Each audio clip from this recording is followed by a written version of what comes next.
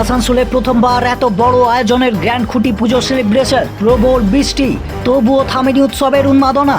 এইবারের থিম জন্ম জীবন মৃত্যু। কেন এই থিম, কারা উপস্থিত ছিলেন, আর কি কি চমক থাকছে এইবারের পুজোয়, চলুন দেখে নেওয়া যাক আজকের বিশেষ প্রতিবেদনে।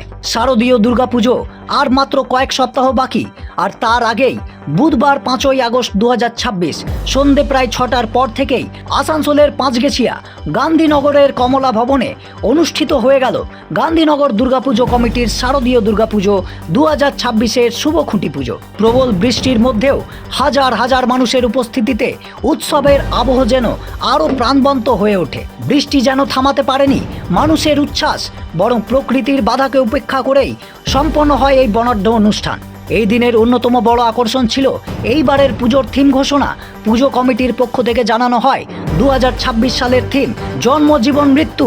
মানুষের জীবনে তিনটি চিরন্তর সত্যকে কেন্দ্র করেই গড়ে উঠবে এইবারের মণ্ডপ ও ভাবনা। থিম ঘোষণার পর থেকেই এলাকাবাসীর মধ্যে তৈরি হয়েছে ব্যাপক কৌতূহল। অনুষ্ঠানের শুরুতেই ছিল মনোমুগ্ধকর গণেশ বন্দনা, নৃত্য ও সাংস্কৃতিক পরিবেশনা। ছোট ছোট শিশুদের অসাধারণ নৃত্য পরিবেশনা উপস্থিত সকলের মন জয় করে নেয়।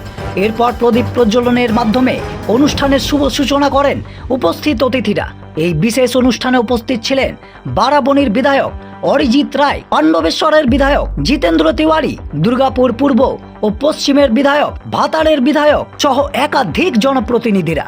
এছাড়া উপস্থিত ছিলেন 3বারের ওয়েট লিফটিং চ্যাম্পিয়ন সীমা দত্ত, মোহন ক্লথ স্টোরের কর্ণধার, বিশিষ্ট সমাজসেবী এবং এলাকার বহু গণ্যমান্য ব্যক্তি। এরপর ঢাক, ঢোল, শঙ্খধ্বনি এবং বৈদিক মন্ত্রোচ্চারণের মধ্যে দিয়ে সম্পন্ন হয় দুর্গাপুজোর খুঁটি পুজো।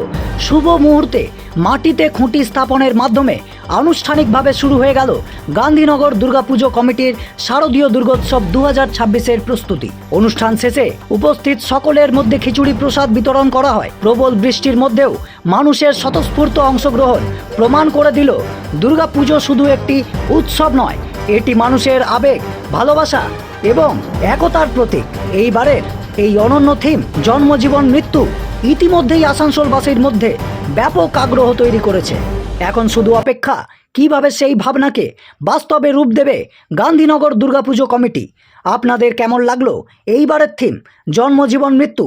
এই ভাবনা নিয়ে আপনার মতামত অবশ্যই কমেন্টে জানান এবং শুনুন বারাবণীর বিধায়ক অরিজিৎ রায় কি বললেন।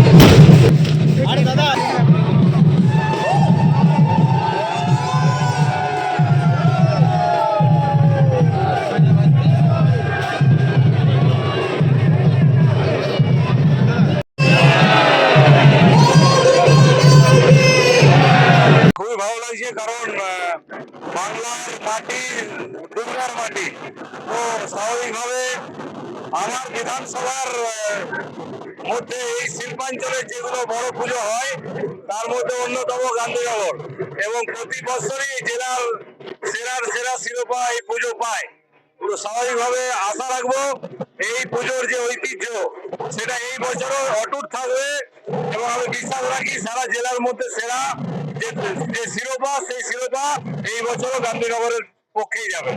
এবং সবাইকে অগ্রিম যে আগাম শারদ উৎসব তার প্রস্তুতি আজ থেকে শুরু, এবং পুজো হয়তো 1 বছর পর আসে, কিন্তু আমরা যারা বাংলা এবং বাঙালি তাদের মননে মা দুর্গা এবং এই দুর্গোৎসবের যে আনন্দ সেটা সবসময় হৃদয়ে বিরাজমান থাকে। তাই সবাই মিলে প্রতি বছরের মধ্যে এই বছরও আমরা একসঙ্গে মা দুর্গার উপাসনা করে শারদ উৎসবকে আনন্দে কাটাবো পরিবারের সকলকে নিয়ে।